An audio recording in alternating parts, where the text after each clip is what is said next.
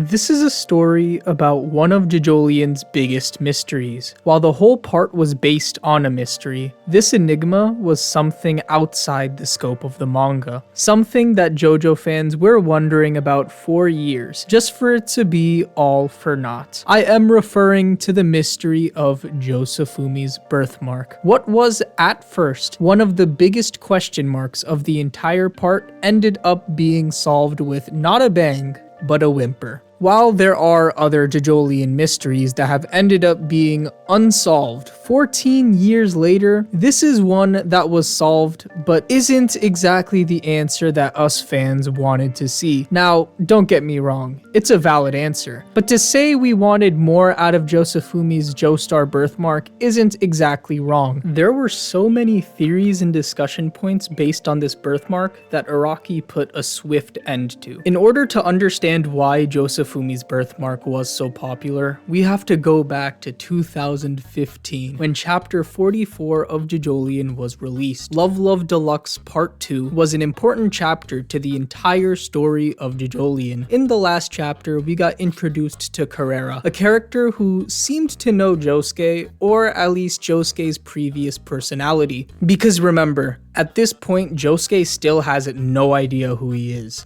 and so getting any sort of hint on his identity was the top priority. And it was in chapter 44 that we got this picture, the main source of this theory. This was the first panel where we saw Josefumi, Josuke's previous identity, and it was here, whoa, the Joestar birthmark. And he has a name like Josefumi Kujo. He's a JoJo. Josuke Higashikata is a JoJo, and so is Josefumi Kujo. He got the birthmark and everything. However, there was an issue. We don't know how Josefumi got this birthmark. Throughout the next year, we got the story of Josefumi, Kira, and what happened before the events of JoJolion, about how he was just a regular college student who owed his life to Kira's mother, Holly, and thus joined Kira in order to save her. However, we never saw how Josefumi was related to the Joestar birthmark. All we knew about was his mother, who wasn't displayed to be a part of the Joestar family and didn't have a birthmark to begin with. So now we have a JoJo with a birthmark, but we don't know how he got this birthmark. And the vitamin C arc is over, so we're not getting much on Josefumi after this. This led to many people coming up with their own theories on how Josefumi fit in the Joestar family tree, and possible explanations on how Josefumi got this birthmark. Because at the current moment, while JoJolion was releasing, it didn't look like Araki was going to explain this. But before we get to these theories, I just want everyone to hype this video. If you're on mobile, there should be a thing down there called hype, and yeah, it's a new thing that YouTube added, and it's pretty cool. It's similar to a like or a sub, which you guys should also do. Anyway, let's get on to these theories. A big one being that Joseph Joestar cheated. A major theory on the cause of Josefumi's birthmark was one that reflected the original JoJo universe. We're talking about a major event that happened in the original first 6 parts of JoJo's Bizarre Adventure, with Josefumi Kujo's design taking heavy inspiration from Josuke Higashikata from part 4. A lot of people were theorizing that Josefumi's origins and how he got the birthmark were similar to how Josuke from part 4 got the birthmark, aka how Josuke fit into the family tree in the original universe. And this had to do with Joseph Joestar in this new universe. A lot of people speculated that the Joseph Joestar in this universe also cheated on Suzy Q and had Josefumi as a child. This would make Kiyomi Kujo similar to Tomoko Higashikata in this aspect, despite the heavy deviation in personality. So in this universe, the Higashikatas are now the Kujo. It did work as a theory, especially considering that the new universe skipped over Joseph Joestar up until this point in time. So we were pretty much just headcanoning information about characters who weren't very important in this story. Something else that gave credit to this theory was that even though Josuke Higashikata from JoJolion shared the same name as Josuke Higashikata from Diamond is Unbreakable, there wasn't too much overlap. Like, design-wise, they weren't really similar, and like personality-wise, there wasn't really too much to begin with. And so we have Josefumi now, who is Josuke's original identity, get the same exact way of being a Joestar as Josuke from Diamond is Unbreakable. And so having Josefumi, Josuke's original identity, get the exact same way of being a Joestar as Josuke from Diamond is Unbreakable would make sense, especially because Josefumi and Josuke have really similar designs. So Josefumi, who turned into JoJolion Josuke, is someone who is a Joestar because of an affair, just like Josuke from Diamond is Unbreakable. Even though both main Josukes aren't too similar, they're united by the fact that they have this one connection to the Joestar bloodline, being through Joseph Joestar cheating. However, unlike the next theory we're going to talk about, this one was definitely disproven by the end of JoJolion. The final 2 JoJolion chapters featured the Radio Gaga incident, and in these chapters we got introduced to Fumi, who ended up being the new universe's Joseph Joestar. And yeah, nowhere is it even implied that Josefumi's dad was Fumi. So yeah, Fumi and Josefumi's dad are not the same person. This is outright confirmed with Kiyomi Kujo's message about her dad naming Josefumi after the slipper. It just doesn't make sense for Fumi to also be the dad of Josefumi, especially considering the backstory we got on Fumi. It just doesn't make sense. Well, this next theory is one that could tie Josefumi, his dad, and the whole Kujo family to the Joestars like the original universe. This being Josefumi was related to Johnny Joestar's daughter. This was the theory that I personally believed, and even made a quick YouTube short about it over 5 years ago.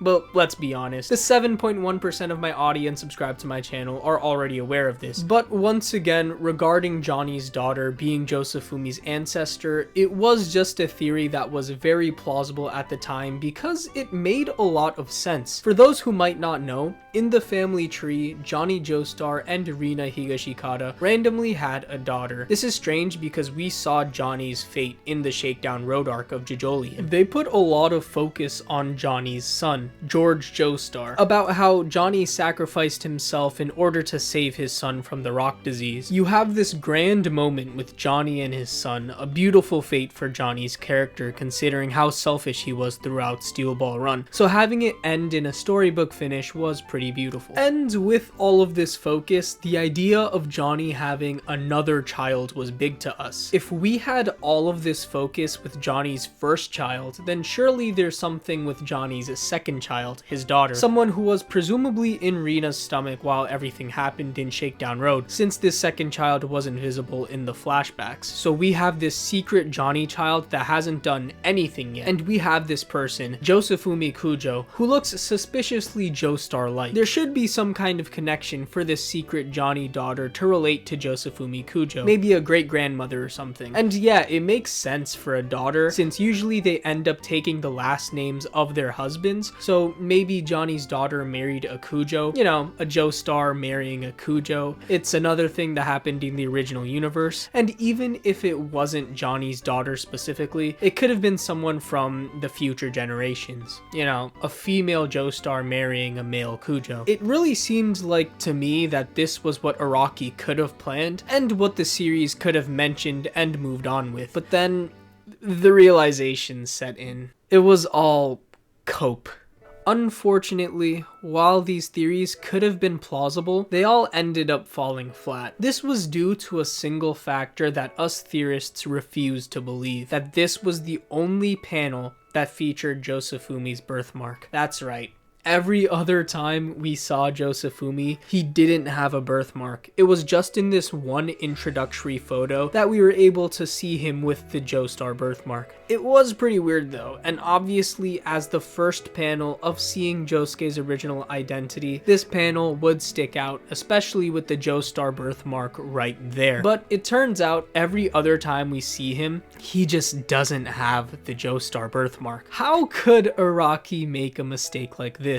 Well, notice how Yoshikage Kira, the sailor man in this picture, didn't have a birthmark. But guess what? He's the Joestar in this universe. He's the one who's had a Joestar birthmark this whole time. I think it's entirely possible that Araki just just forgot. Araki forgot that Kira had the birthmark, and so just gave it to Josefumi. Maybe he wanted some shock value as well. I mean, this was Josuke's original identity. It would make sense for him to have the birthmark. It just felt like a trait to signify that this was the real deal. In fact, that probably was the main reason why, for shock value. What better way to show that this was the real deal than to display the iconic birthmark that we got to know for the previous 30 years. That birthmark to symbolize that the theories were done, to pack it up and ship it, that this is Josuke's original identity. It's just a shame that a mistake like this led to about 8 more years of a different type of theory, a theory that Araki never intended for. So after 8 years of speculation,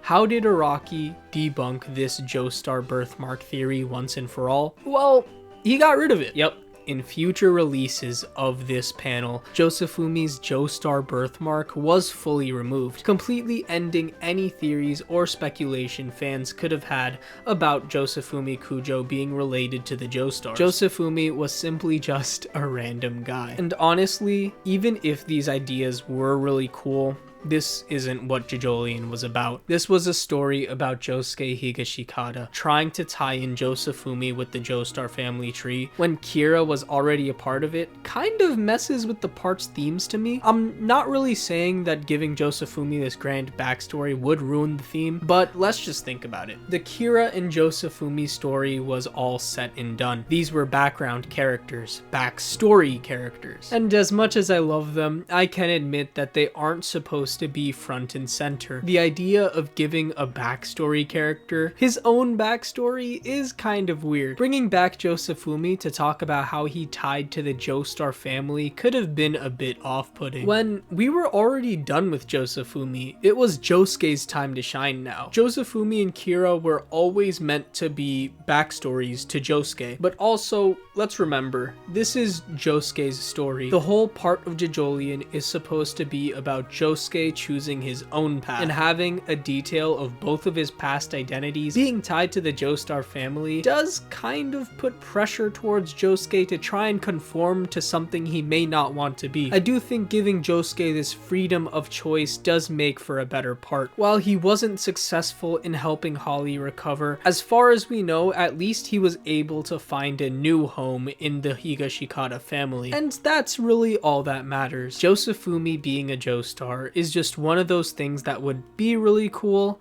but is pretty unnecessary to JoJolion and what Josuke truly wants. Since, remember, he's not Josefumi Kujo or Yoshikage Kira.